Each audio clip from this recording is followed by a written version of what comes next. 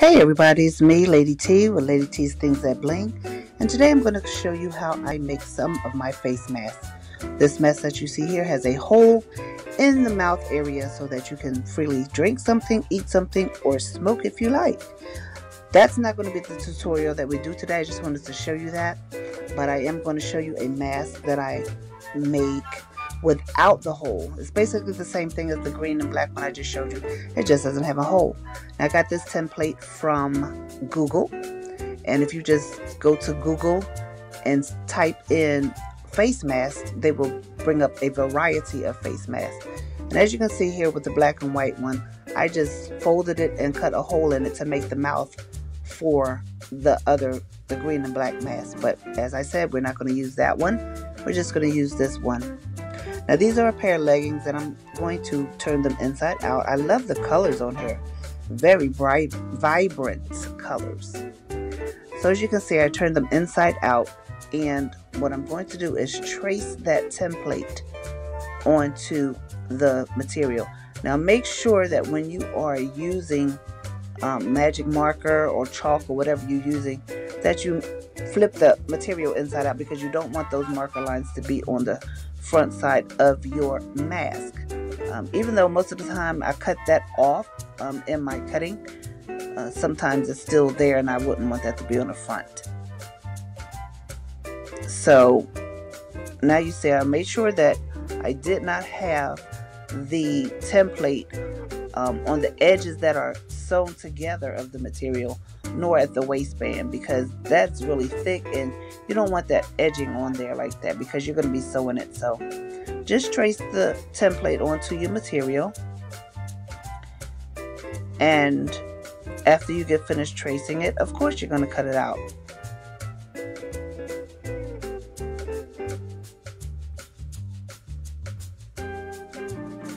Now, what I was told by a seamstress, my sister, Cynthia C. Fashion. You can see her on Facebook, Cynthia C. Fashion. I did talk to her because she's an actual seamstress, and she told me to get a good pair of scissors. So my husband, in all his greatness, got me a pair of titanium scissors, which I love, absolutely love, because they cut so precisely. And I was using dollar store scissors, which dollar store scissors are pretty good, but after a while they start dulling. So you want to make sure you get you a really good pair of scissors, and I love these titanium scissors.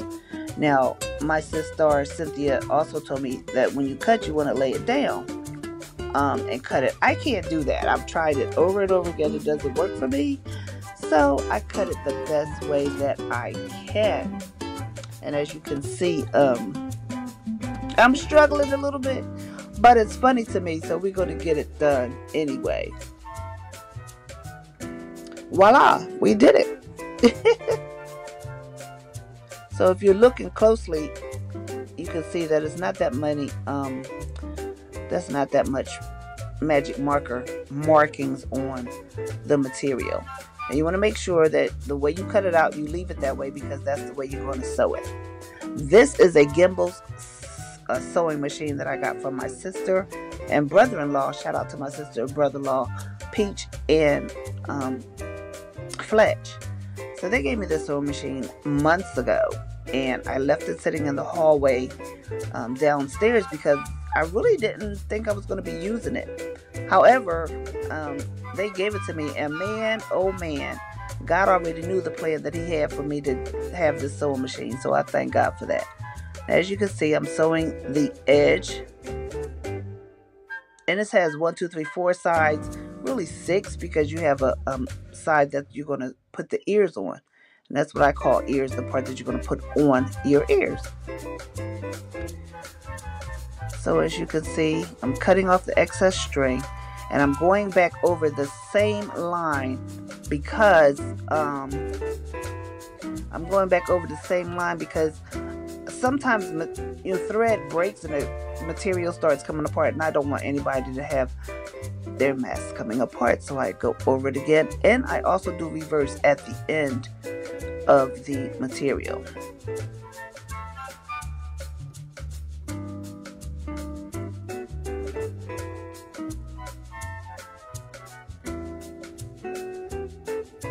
there, I'm just showing you how clean that is on the inside. So it's hard to kind of see with all those colors on there. I think those colors are really great though. So I'm just going to continue to sew up. This is a blooper. This is a blooper. Blooper alert. The string, the thread came out of the needle.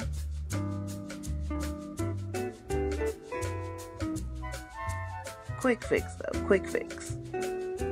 And again, I have to take my glasses off to see, which is ridiculous because I just got them. Now I'm reversing it to make sure my edges are stable. I don't like it when material comes apart.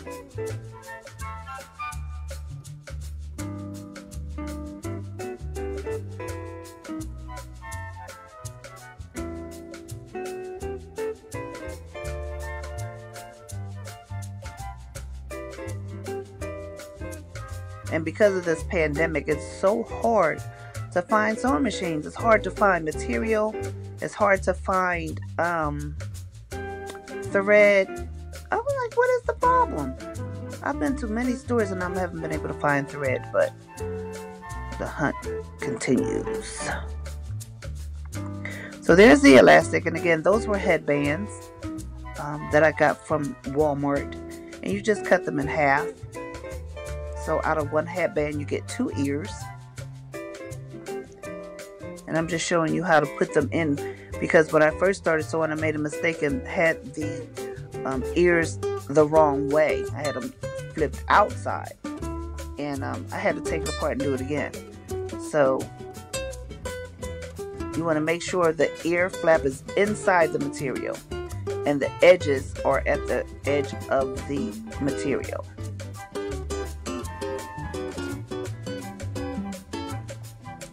Because if not, you're going to have to take it apart and do it again. And that can be quite annoying.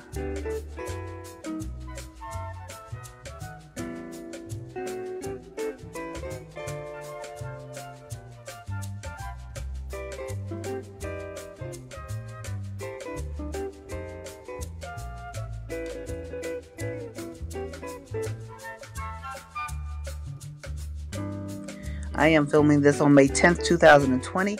Happy Mother's Day to all those out there who are watching. If you're a mother, if you stood in the place of a mother, if you're a grandmother, happy Mother's Day to you. I have 4 children and 5 grandchildren, but none of them live in Philadelphia with me. None of them live in the city with me. So here you are. You see the ears. You wanted to make sure that it was done properly and they're sewn on properly. So now I'm going to do the other side. And what I should have done was left that side open as well, like I did the first side, but that's okay. I got it done. So you just stick it in there. Make sure the ears, the endings of the ears are close to the seam. And you have to go over the ears a couple of times because you want to make sure those things are on there, because people are going to be wearing these masks and pulling on the ears a lot. And you want to make sure those things are sewn on there and there's no chance of the ears coming off.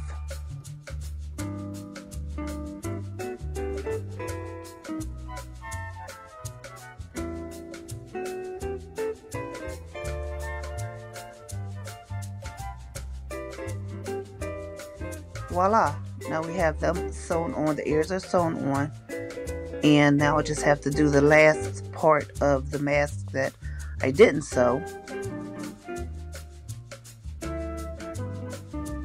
And that looks like I'm doing it fast, guys, but take your time. I was doing this, I put it on fast mode because I know you didn't want to have a long video, and I didn't really want to do a long video, but I just wanted to get to the point. So I don't sew that fast. And thank God my hands are cooperating with me today so that I can sew. Because with lupus, sometimes your hands become so stiff and so swollen that you really can't do what you want to do. But today's a good day, thank God. Now, I'm cutting off all the strings and the edges to the ears to make sure everything is cohesive. And that little hole there is on both sides of the material. You have to leave a hole so you can turn the material inside out.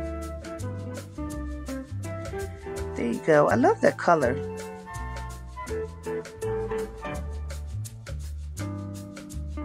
So what I'm doing now is the V shape that was in the material. I'm going to sew that so it can be a hump. A little hump that you can put over when you put your mask on. It'll be over your nose. And it's a very small piece to sew.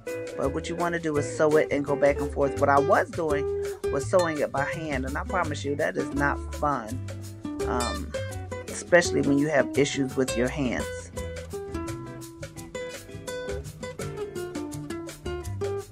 And there you go. That's the hump right there.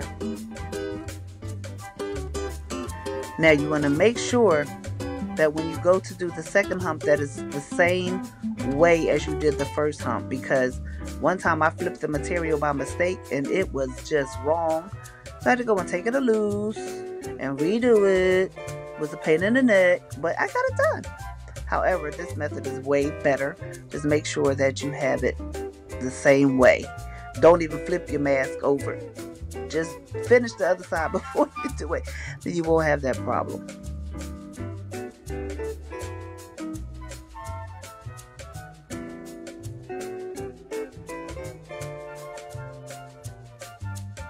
So I'm cutting off the edge. Be careful not to cut the seams that I just put on there. There you have your mask. Thank you so much for taking the time out to watch my video. I hope that I made it clear enough so that you can try to do your own mask.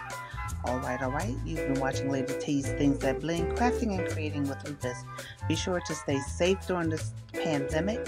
Make sure to wash your hands often, use sanitizer, and most of all, just stay safe. Alright, until next time, God bless you. Lady T signing out.